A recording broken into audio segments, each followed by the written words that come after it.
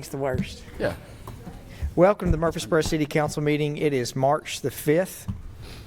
Councilman Wade has our Pledge of Allegiance and our prayer. Let's pray.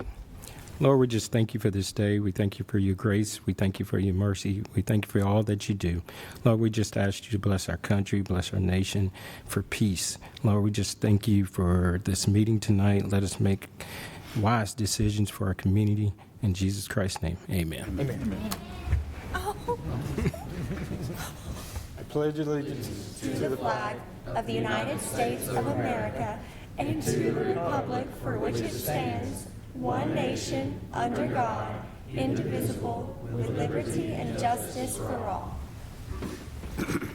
Right. We have a couple of ceremonial items. So, And a very enthusiastic audience member.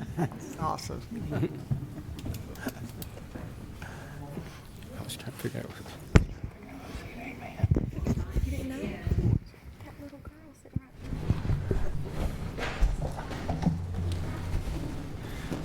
hold on one second. This is.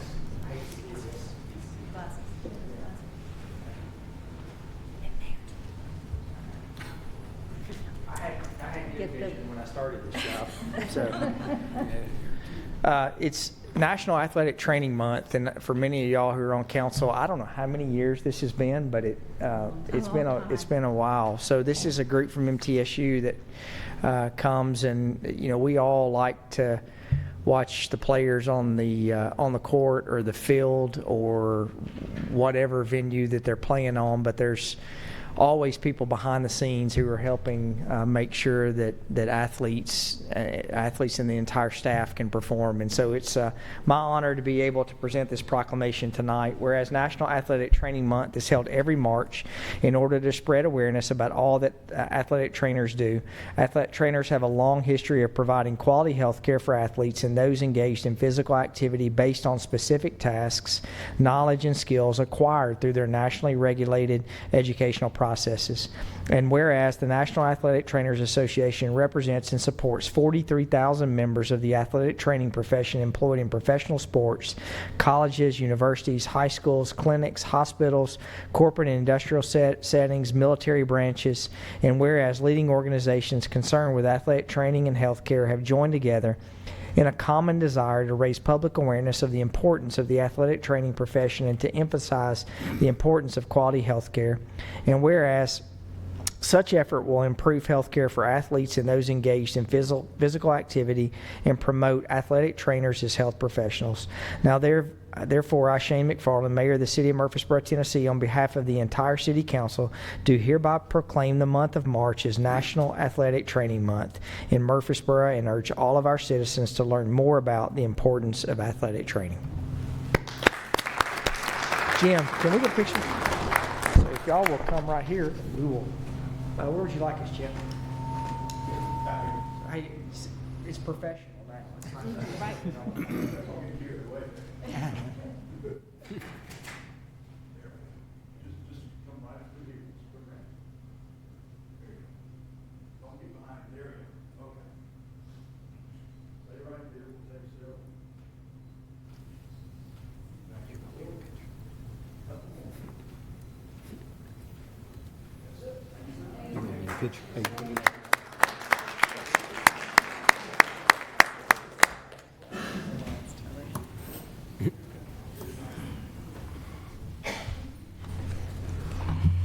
Good evening, Mayor and Council. Tonight, it's my privilege to announce the recipient of the January 2026 STARS Award winner, Officer Patrick Namorin, who is being recognized for having a servant's heart and representing the city in a positive light.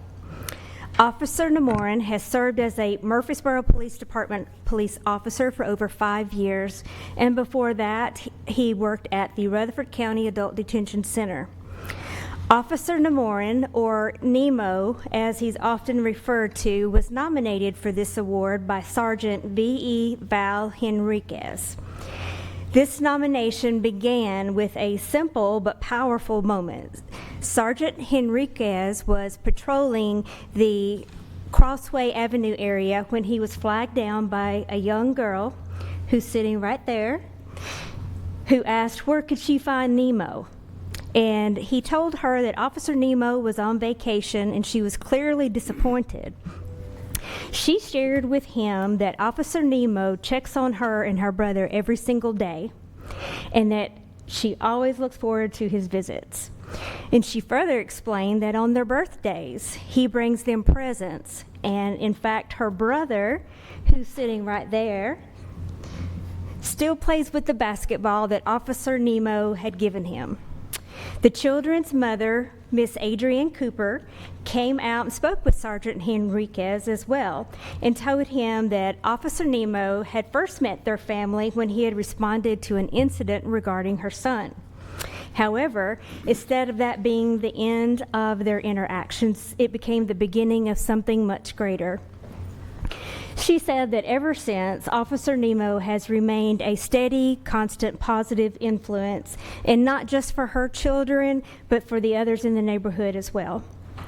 She added that he also purchases Christmas gifts at his own expense and consistently checks on her family to offer his support and encouragement. In his nomination, Sergeant Henriquez wrote the following: Officer Namorin has done this out of the kindness of his heart and has never sought any recognition for his actions. And had it not have been for this brief interaction with the Coopers, Officer Namorin's continued efforts would have likely gone unnoticed and unspoken of. Officer Namorin's commitment reflects an exceptional level of compassion, dedication, and community engagement that goes well beyond normal day-to-day police duties. His actions demonstrate the positive impact of building meaningful relationships, fostering trust, and making a lasting difference in the lives of the community members that we serve. When I spoke with Officer Namorin about his recognition, he giggled a little and said that, well, I just like to give back to the kids in the community by being present and to help mentor them as he can. So Miss Cooper, who's also here with us tonight, told Officer Nemo's lieutenant, Marja Ashley, that she was so appreciative of Officer Nemo and the Murfreesboro Police Department, emphasizing how safe she feels knowing that wonderful police officers in her area are watching over her. Lieutenant Ashley said, "This is a great acknowledgement and honor for Officer Namorin and to his professionalism. He is receiving this because of his great customer service and interactions with Ms. Cooper." So I would like to ask you to please join me in congratulating our STARS Award recipient, Officer Patrick Nemo Namorin, who truly represents the city's core values and our mission of creating a better quality life.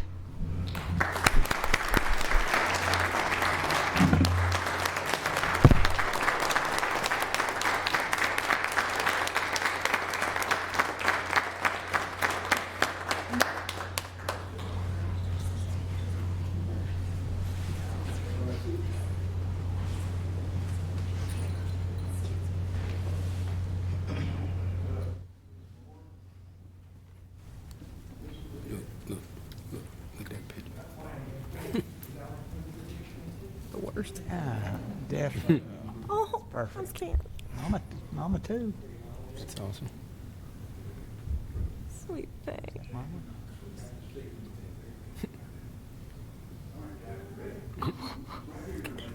Look at it go.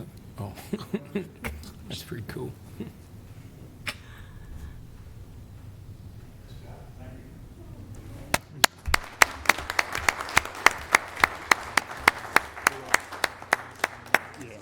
Did I miss that? That's his nickname, I guess. Okay. Don't drop. Still got that back. Hey, Nemo, if he won't give that back, we may have to order you another one. So, he's pretty proud of that. That is, That's awesome. you know, we talk about a lot of different things, and, you know, we talked about things before the meeting, but I don't know that there's a better testament to the people and the residents of Murfreesboro than what you just saw, and that's what we continually hear day after day. It's not just the people who are receiving the awards, it's the people who are going the extra mile, picking up the trash can that fell over or filling a pothole. And we've got a good group here, and we appreciate every single thing that you do, whether you're recognized at a city council meeting or not recognized at a city council meeting. So good stuff. All right, let's move to, actually, did we have anyone wishing to speak on any action items? No, sir. Okay. All right, let's move to our consent agenda. You have 9 items on the consent agenda. Is there anything that needs to be removed for discussion? So moved. Second. Motion is second. Please call the roll. Ms. Averwater. Aye. Mr. Maxwell. Aye. Vice Mayor Shacklet. Aye. Mr. Wade. Aye. Mr. Wright. Aye. Mayor McFarland. Aye. You have minutes for several different city council meetings. Are there any additions or deletions to the minutes?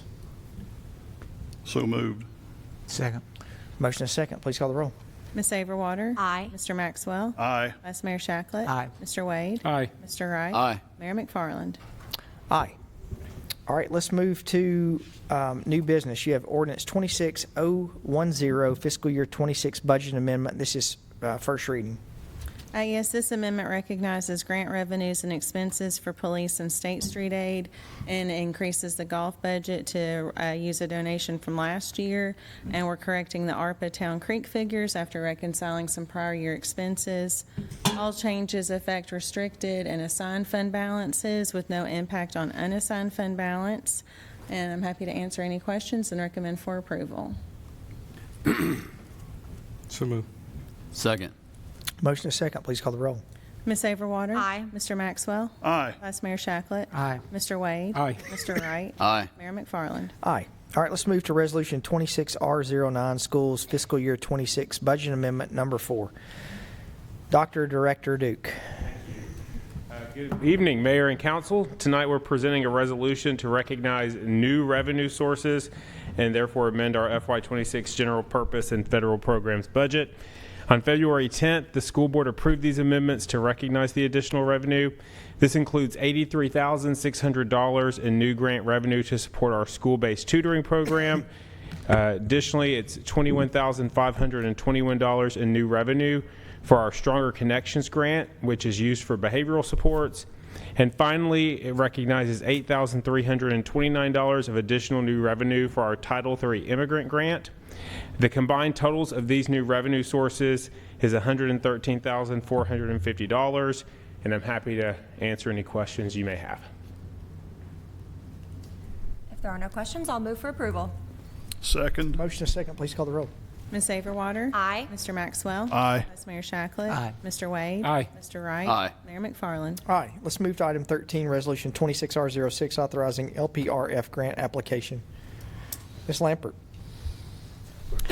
Good evening, Mayor, Council. MPRD is requesting approval through the provided resolution to apply for $250,000 in LPRF grant funds through the Tennessee Department of Environment and Conservation. With a $250,000 required match, this total $500,000 grant project will be for park amenity upgrades and improvements at Rogers Park. This will include playground replacement, court resurfacing and improvements, and the addition of a mini-pitch soccer field. The Park Commission reviewed and approved the resolution at their meeting yesterday. Additional public comment meetings on the project plan will also be held as required prior to submission. With your approval of this resolution, we will submit our application by April 1st. If approved, we anticipate award notices in June and then a FY project period year. Happy to answer any questions you may have. So moved. Second. Motion is second. Please call the roll. Ms. Averwater. Aye. Mr. Maxwell. Aye. Vice Mayor Shacklet. Aye. Mr. Wade. Aye. Mr. Wright. Aye. Mayor McFarland. Aye. All right, we have resolution 26R10, building and codes fee update. Director Jones. Good afternoon, Mayor and Council. The city fees for building permits have not been modified since 2018 for residential and 2014 for commercial and electrical permits. The cost of operating development services has increased over the years, and the fees need to be adjusted to help offset the operational cost. Some of the major points in the fee resolution update include a 3% technology fee that will be assessed on permits issued through the new permit land and license software program, CityWorks, a roughly $600 total increase per new dwelling between the building and sub-permits, so this is between 6 permits, an increase in commercial permits to stay in line with surrounding cities, a $15 to $75 increase in sub-permits, which include plumbing, mechanical, electrical, and gas. Many of these fees will see a $20 or less increase. Pool permits increased by $50, and then here's some of the good stuff. Simplified fence permits, a flat $75 fee.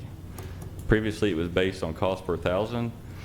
Many fence permits may become cheaper. This allows predictable price for contractors and homeowners going forward. A reduction in residential remodel, addition, and accessory structure permits. The current cost is $10 per thousand evaluation. Proposed is $8 per thousand. So an example, $75,000 remodel addition permit fee decreases from $750 to $600. I kind of wanted to look at that fee because you could actually, if you had a large addition or remodel, it may actually be more than a new single-family permit. So I'm trying to bring that down and make it a little bit easier for people for additions and remodels. Also, a fee reduction of building permits, not including sub-permits, by 50% for educational occupancies that are also reviewed by the state fire marshal. So this may include, you know, city schools, county schools, daycares. Right now, all those have to go through the state fire marshal as well as us. And the state also charges a plan review fee, which if we're an exempt jurisdiction, so if you go through the state as well, the state gives you a 50% reduction. So instead of hitting people with double fees, just kind of half that. So it's a 50% reduction for educational occupancies. We had a large project go through a few years ago, and that would have saved about $30,000 or $40,000 in permit fees on that school. Also, we're going to eliminate some final inspection deposit agreements and temporary service entrance agreements that have become more burdensome for contractors and staff over the years. These fee adjustments are estimated to recover $720,000 between both the permit fee and the technology fee. Permit fee discussions were held with the construction board, electrical board, home builders, board members, and various other builder-attended meetings. This resolution will be effective June 1st, and these fees were also reviewed with the council at its October 16th to 17th retreat, and the suggested changes from that council were also prepared as well into the resolution. So we'll be happy to answer any questions. Any questions for Mr. Jones? So move. Second. Motion is second. Please call the roll. Ms. Averwater. Aye. Mr. Maxwell. Aye. Vice Mayor Shacklet. Aye. Mr. Wade. Aye. Mr. Wright. Aye. Mayor McFarland. Aye. Thank you. One more thing. We do have a new assistant director, and I'd like to introduce him, even though he doesn't like that probably, Trey Hugh. So he has replaced Philip Burns, which cannot be replaced. So Philip was here for 30 years, and he retired. I missed it. I'm sorry. Yeah, yeah. So Trey's been here over 5 years now, but assistant as of a few weeks ago. Great. So. Hey, we may need to seriously look at the city council needs to approve retirement for anyone. Yeah. We can make him come back. Yeah. So that may be something we really look at. Maybe an email. Yeah. All right. Yeah. All right, let's move to item, hey, congratulations on your, yeah, thank you. So now, when Kevin's not here, we have someone else to blame too, so. For sure. Yeah. Happy to get out of cell phone.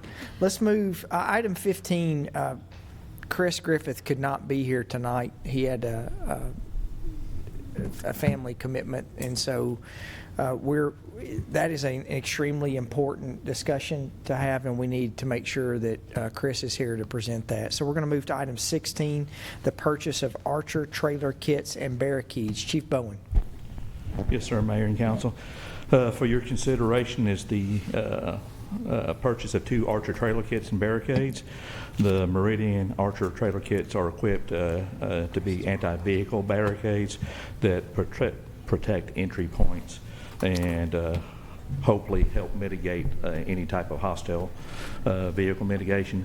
Typically would be using these special events anywhere where we have crowds, things like that.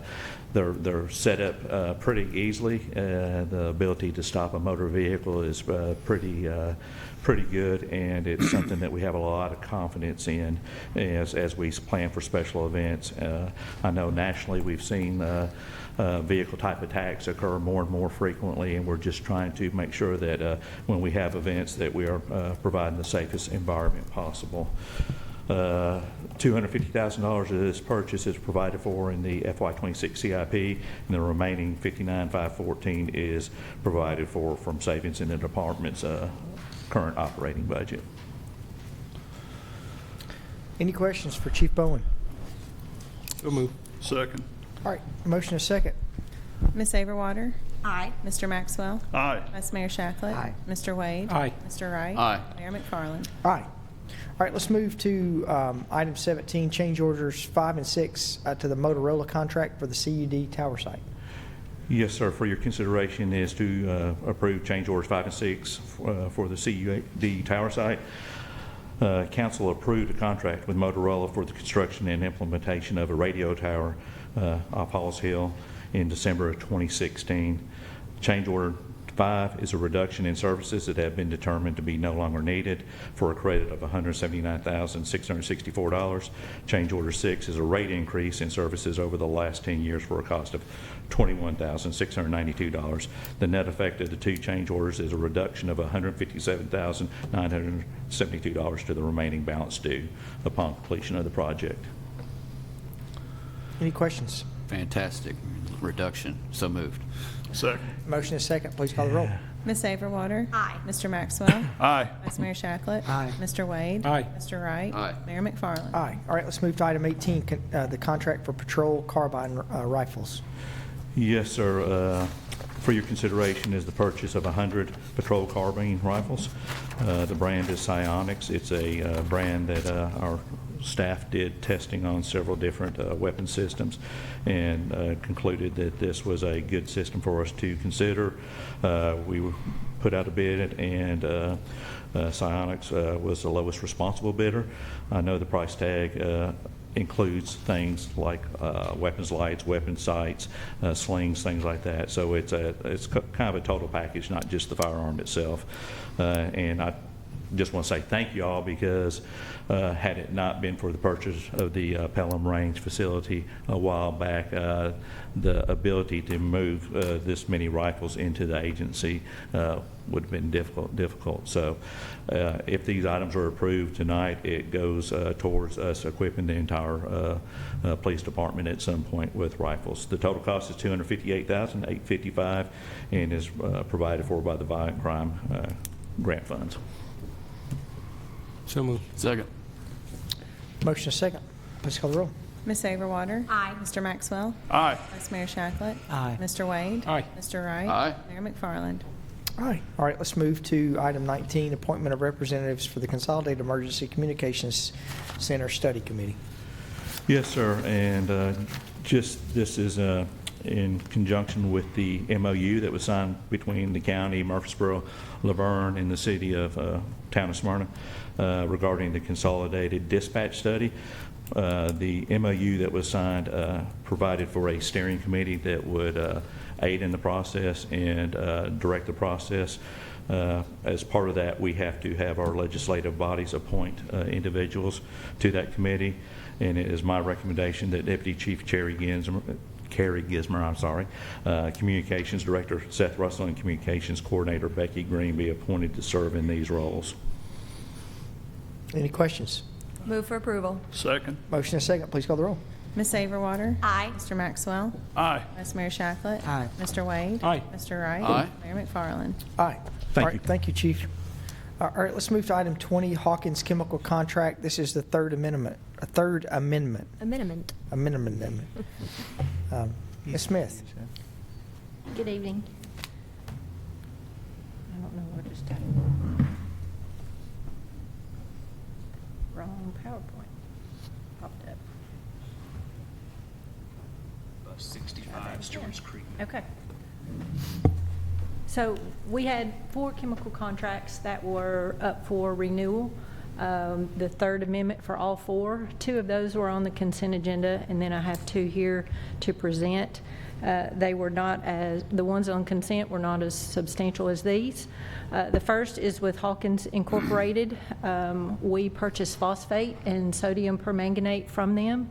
Those both are used in to drink the drinking water. The phosphate prevents release of metals and corrosion, and the sodium permanganate controls odors. Our funding will be from the FY27 operating budget, but we are bringing those into advance to kind of get in line for those chemicals. The approximate expense for this next year will be about $375,000, and we request approval for the amendment number 3. Be happy to answer any questions. So moved. Motion is second. Please call the roll. Ms. Overwater? Aye. Mr. Maxwell? Aye. Vice Mayor Shacklet? Aye. Mr. Wade? Aye. Mr. Wright? Aye. Mayor McFarland? Aye. All right, let's move to item 21, Paladine Chemical Contract. This is a third amendment as well. Yes. The purchase would be for polyelectrite. It's a coagulant aid which improves the clarification process and takes all the sediment out of the water. It's an expense of approximately $98,000 for this next year. Funding again will be from the FY27 budget, and we request approval. Any questions? So moved. Second. Motion is second. Please call the roll. Ms. Overwater? Aye. Mr. Maxwell? Aye. Vice Mayor Shacklet? Aye. Mr. Wade? Aye. Mr. Wright? Aye. Mayor McFarland? Aye. All right, let's move to item 22, Thompson Machinery Cat H140S Hammer Contract. Yes, our operations and maintenance department wishes to purchase a hammer, or other words, they call it a hoe ram, from Thompson Machinery. Our assistant manager over our construction crew is the only one with a blasting license, and he is set to retire in October. And so this gives us another alternative to having someone with a blasting license and buying explosives. We got approval in the FY26 budget for $160,000 for the purchase of this hammer, and the price came in at $177,000, so we will pay for this through budget and a little bit of leftover from reserves if approved. We would like to recommend approval, and I would be happy to answer any questions. What do we spend on explosives? I'm just, Oh, goodness. you said any questions, so. I don't know how to answer that question. It kind of depends on the project. On the project. And how many projects we have each year and whether they hit rock. A lot of our projects are existing lines Okay. that we're replacing, so there's not a lot of blasting necessary. So I honestly don't know how long it's been since we've used his blasting license. Or we just don't have security clearance for that. She can't tell us. Do we have a flatbed that we can move this around? I guess it's called a low boy that. Yes. Well, right now, we're not purchasing the entire piece of equipment. I should have pointed out the attachment on the end that looks like a finger. That's the portion in black at the very end of the arm that we're I purchasing. thought that was a heck of a deal for a makes more hoe sense. ram, so. Okay. Hey, Sorry. It says right here, hammer attachment on Right? it. Yeah, okay, I missed that, so, okay. I just assumed everybody knew. I'm sorry. I think we contract out somebody moving that Yes, we do, excavator around for us. We do. Yeah, okay. when it's needed. Well, I mean, I don't, if y'all need help, I rode in a salt truck a while back, so I'd be happy to drive that too, so. Kidding. All right, we have any questions? That So might moved. be kind of fun to Second. drive. Motion is second, please call the roll. Ms. Overwater? Aye. Mr. Maxwell? Aye. Vice Mayor Shacklet? Aye. Mr. Wade? Aye. Mr. Wright? Aye. Mayor McFarland? Aye. All right, let's move to sewer participation with the Home Place subdivision. So this first slide that I'll show you is a presentation from Pate Dawson along the Stones Battle Parkway, and it gives acreage and land use for the area west of Florence Road and north of I-24. And this area, well, and then Stones Battle Parkway, you can see is the red line in the middle.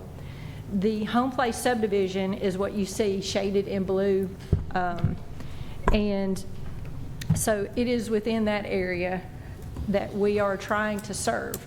This area that's shown in the yellow boundary west of Florence Road, back some time ago, we had SEC to design a sewer master plan for the area. That master plan served this area west of Florence Road with a pump station strategically placed. It's not shown on here, and gravity sewer to serve the area to that pump station, and the force main would pump back to an 18-inch sewer main at Florence Road. And this kind of gives you a little bit cleaner picture. The yellow clouded area is the same area we're looking to serve with sewer.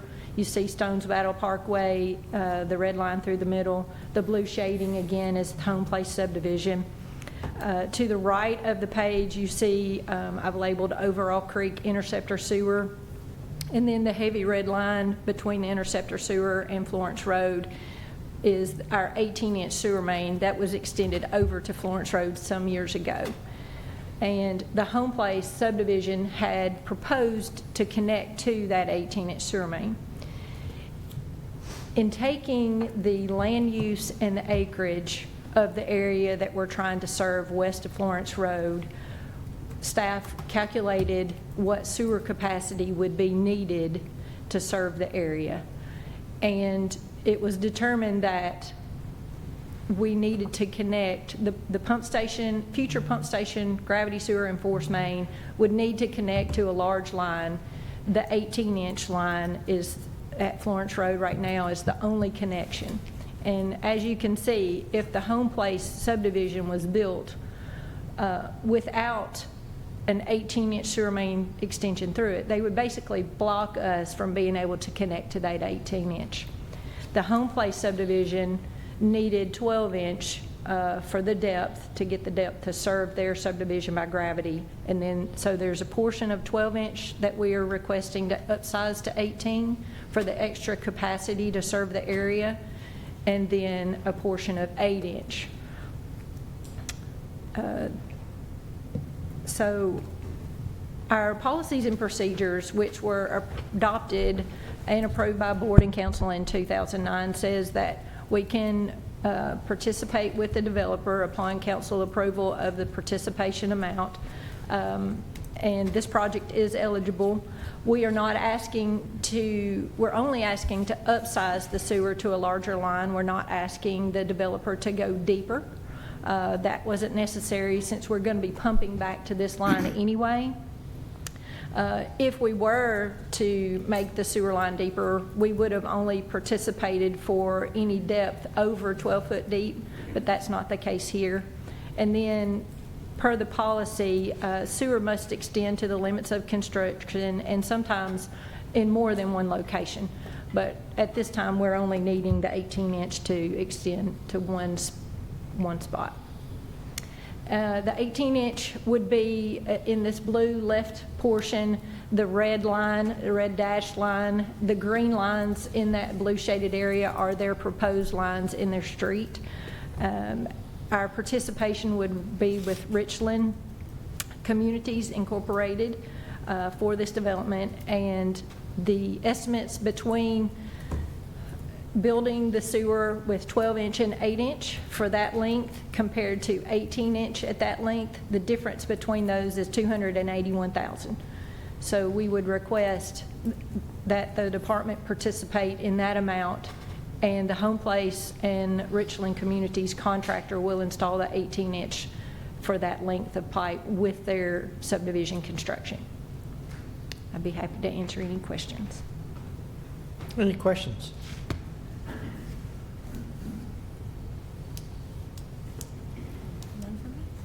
We need a motion. We do need a motion. Okay. And move for approval, Valerie. Thank you. Second. Motion is second. Please call the roll. Ms. Averwater? Aye. Mr. Maxwell? Aye. Vice Mayor Shacklet? Aye. Mr. Wade? Aye. Mr. Wright? Aye. Mayor McFarland? Aye. Thank you, Valerie. All right, let's move to item 24. This is the Cherry Lane Phase 3C Build Grant Application. Good evening, Mayor and Council. This is for your consideration, a $25 million Better Utilizing Investments to Leverage Development, also known as BUILD, grant through the Federal Highway Administration for Cherry Lane Phase 3C. This portion of Cherry Lane has now been renamed to Stones Battle Parkway. As part of this grant application, it does require a local commitment of $11.7 million from the city of Murfreesboro to also construct this section of Phase 3C. I've got an exhibit in front of you that kind of shows Phase 1, Phase 2, Phase 3, and Phase 4 of the project. Kind of blowing up Phase 3C. You can see the area highlighted in green is the section of the roadway between basically the new I-840 interchange and Broad Street.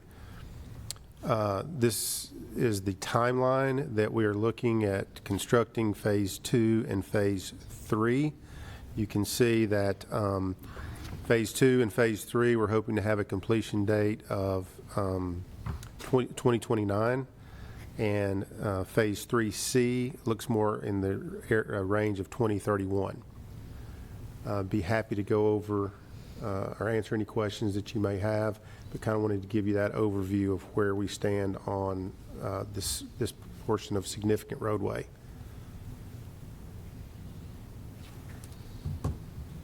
Any help is a good thing. It's a good thing. And kudos to Mr. Kerr and Mr. Smith and how they work with TDOT. They do a lot of good work and TDOT is there's a good relationship there. Great. So If we get this grant, are we really going to name it Donald Trump Freedom Way? If Emergency 911 will allow it, we will name it whatever you like, sir. Okay. Second. So we have a motion. Second. We have a second. Please call the roll. Ms. Averwater. Aye. Mr. Maxwell. Aye. Vice Mayor Shacklet. Aye. Mr. Wade. Aye. Mr. Wright. Aye. Mayor McFarland. Aye. All right, we're going to move to the employment agreement for the city attorney. Yes, sir. Again, thank you, Mayor and Council, for your consideration of this item. This is, I sent this out a little bit before the agenda went out last week, so you would have time to review it. This is an employment agreement for a city attorney between the city and Mr. Jeffrey Peach. You guys had directed us on February 12th to basically get into negotiations for the employment contract and move forward with Mr. Peach as the new city attorney. This contract is basically the same contract that Mr. Adam Tucker had. And I will be available to answer any questions if you have any. Any questions? I appreciate all the work that went into getting this moving along. It's certainly an important move for the future of our community, and I think Mr. Peach did a wonderful job in his interview, and look forward to working with him. And I move for approval. Second. Motion a second. Ms. Averwater. Aye. Mr. Maxwell. Abstain. Vice Mayor Shacklet. Aye. Mr. Wade. Aye. Mr. Wright. Aye. Mayor McFarland. Aye. Congratulations, Jeff. Look forward to working with you. Thank you. All right, let's move to board and commission appointments. You have Water Resources Board, and I do want to make a comment. Valerie, you can give me the years, but we have talked John Santamore into staying on the Water and Sewer Board. I know since I've been mayor, he's every 2 or 3 years will say, hey, I'm done. And we're like, John, no, you do such a good job. Please stay. And so John called about 2 months ago and said, now's my time. I think John has served almost 30 years. Does that sound right? I think 1999. It may have been 27. Okay. Yeah. So he's been on the Water and Sewer Board for quite some time. And we were looking at applications and to go through, and Ross Bradley, one of the reasons that we thought about Ross is Ross currently serves on the Middle Tennessee Electric Board, and we thought that would be a good conduit. As many of y'all know, some of our things, I know Mr. Jones will tell you this, we wait a lot sometimes on coordination of other utilities working on different projects, and so we thought this may be a good opportunity to have a representative of both organizations to work with us. So that's why he was recommended. So Ross Bradley is your recommendation for the Water and Sewer Board. So moved. Second. Motion and a second. Please call the roll. Ms. Saberwater? Aye. Mr. Maxwell? Abstain. Vice Mayor Shacklet? Aye. Mr. Wade? Aye. Mr. Wright? Aye. Mayor McFarland? Aye.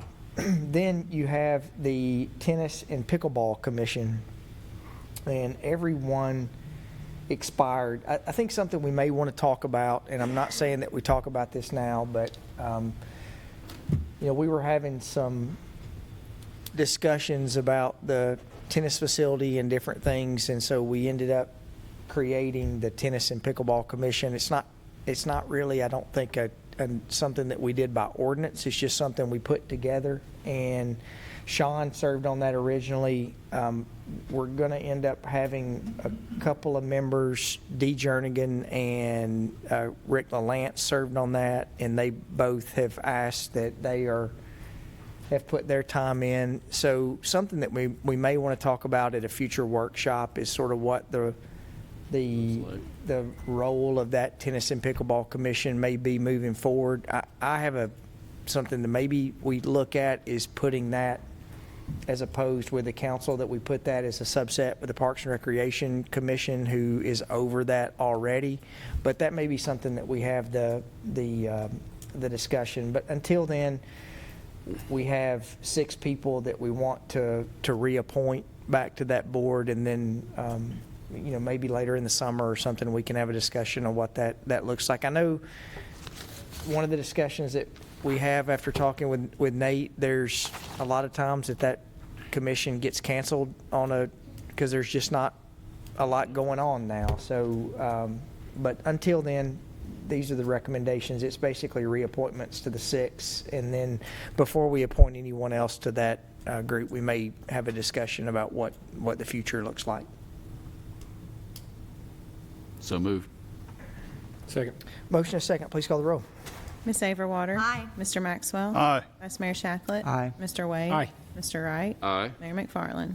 Aye. All right, let's move to beer permits. Yes, we have 3 tonight. One is for a new restaurant located at 2089 Las Casas Pike, Suite A. One is for a new restaurant located at 4310 Veterans Parkway, Suite D. And one is for an ownership change of a restaurant located at 1276 Northwest Broad Street. All applicants have met our requirements, and we recommend pending any final building and codes inspections. Any questions? Move for approval. Second. Motion and second. Please call the roll. Ms. Saberwater? Aye. Mr. Maxwell? Aye. Vice Mayor Shacklet? Aye. Mr. Wade? Aye. Mr. Wright? Aye. Mayor McFarland? Aye. We do have one other item on other business from our staff, and that is Rutherford Boulevard Adaptive Signal Control Change Order 1. Mr. Smith. Mayor, Council, get this up here. Y'all got the memo too that you're supposed to speak into the microphone? Yes, sir. I can speak louder, but I think it's better for the microphone. So, here tonight for y'all to consider approval of the Rutherford Boulevard Adaptive Signal Control Change Order Number 1. Ordinarily, change orders are considered pretty negative. This one's very positive. You'll like the outcome of this little speech here. So, the city is implementing an adaptive signal control project on Rutherford Boulevard. Adaptive signal control allows adjusting the signal timing in real time based on actual travel conditions. We are considering this change order because as the project progressed, new TDOT approved detection units and signal equipment were made available. The fact is, technology in this space moves very quickly. So as we got underway, this other equipment became available. These other detection units provide superior performance, better integration, and reduced long-term costs compared to what's originally was proposed. This change order will delete the older radar detection units and will add these what's called no traffic detection units. That's the brand name. Some of the updated luminaire assemblies, revised cantilever signal support structure, these other things to put these units in. This change order also will add 272 days to the contract. That's based on lead time for the equipment, time to put the change order together. We don't anticipate the contractor to take all that time. This is part of that process. Benefits to the city, this will improve long-term system performance. It's more reliable than what we had seen in the previous detection system. Reduce our need for material needs. The other system needed double the amount of detection systems to do the same thing. And then this unit combines video and radar using AI, provides insight into signal performance and safety metrics. So it's got a lot of the newer features. Now the financial impact, this is the best part. The original contract is $5,106,000. The revised contract amount after the change order is $4,175,462.72, resulting in a net deduction from the contract of $931,000. Almost $1 million back in our coffers. Great work. Good Woo, thing. that's 2 in one night. You So can tell moved. he was looking at us like, where's the reaction? Yeah. You better do the math for us. Thank you. Appreciate it. Yeah. We do want to make, I think when the residents hear the word radar, these are not speed detection cameras. These are cameras that we're using radar to be able to determine That's right. the traffic timing. So This system uses both the video and radar. It's a fairly unique system. So this project is funded by a combination of 100% state funds and 80-20, 100% federal funds, 80-20 federal funds. So staff recommendation is approval of change order 1, and both the contractor and the city have reviewed and concur with the updated quantities and the change order itself, and subject to any questions. any questions for Mr. Smith? These are TDOT approved, right? Yes, sir. But the roads we're putting them on, Rutherford and Northfield, those are our roads. That's correct. So I'm asking a question, Jim knows in the back there why I'm asking. It's like, if they're TDOT approved, what's TDOT's hesitancy to put them on roads like 96, for example, or Old Ford or Northfield? Sure. Because at the end of the day, it's smart technology that moves people around town more efficiently. Yeah, Love to see it everywhere, I guess, is what I'm getting that's at. the direction that we're going. Actually, this is a process that we had to go through TDOT to get proprietary equipment for projects, okay, for our projects that are leveraging federal dollars. They approved this equipment, so we're using it on every project that we're working with TDOT. Thompson Lane, Old Fort Parkway, everything new coming up will be leveraging this technology. So we will have it on state roads eventually? Okay, that's great. That's great news. Thank you. And this started with the smart technology corridor on I-24 and Highway 41, right? Yeah. Well, this type of technology, yes, sir. And, Yeah. and like I mentioned, this has advanced quite a bit in a fairly short period of time. So when we did the design for this project, this technology wasn't really available or wasn't used widely. So the fact is the cost savings, because in order to do what we needed to do for the signal operations, we needed, like I said, double the amount of detectors to do it. So this is able to do with a much smaller footprint. Any questions? So moved. Second. Motion and second, please call the roll. Ms. Saberwater. Aye. Mr. Maxwell. Aye. Vice Mayor Shacklet. Aye. Mr. Wade. Aye. Mr. Wright. Aye. Mayor McFarland. Aye. Any other business from staff? Any other business from the council? Just a point of clarification, as people in Rutherford County are getting tax notices saying that, hey, your taxes are wrong, you owe some money. That is not the city of Murfreesboro. That is the comptroller for the state of Tennessee. Yes, and we're working right now with our tax billing software to get all of that imported. There'll be some residents and business owners that will receive refunds and some that will receive notices of increased taxes. But we're working closely with Ted Beatty's office as well to try to coordinate and keep the message as simplified as possible. But, I mean, to be clear, we have zero to do with assessment of property. We basically get the information and then we push the information out. So That's right. We rely on the county assessor's office for those values, yes. Okay. So in other words, if you get a reassessment value, don't be mad at your city council. We do not have anything to do with that, unless it goes down. If it went down, then We can claim that one. Blame that one. if it went up, it's not us. No, all joking aside, the state assessor, or excuse me, the county assessor has the role of assessing all property in the city of Murfreesboro, not the city council.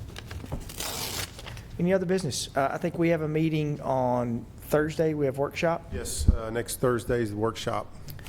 I will, You'll be out of town. I think I will. You will be here. Yeah. Okay, we're good. Going 9 directions. When's city school spring break? It's got to be coming up. 30th or something like that. The last week. Yeah, the Last week, okay. Yeah, last week, 30th County. through April Starts the 30th. 3rd. The month of March is, you have all kinds of different people having different spring breaks and those things, but, all right. Seeing no other business, we'll stand adjourned.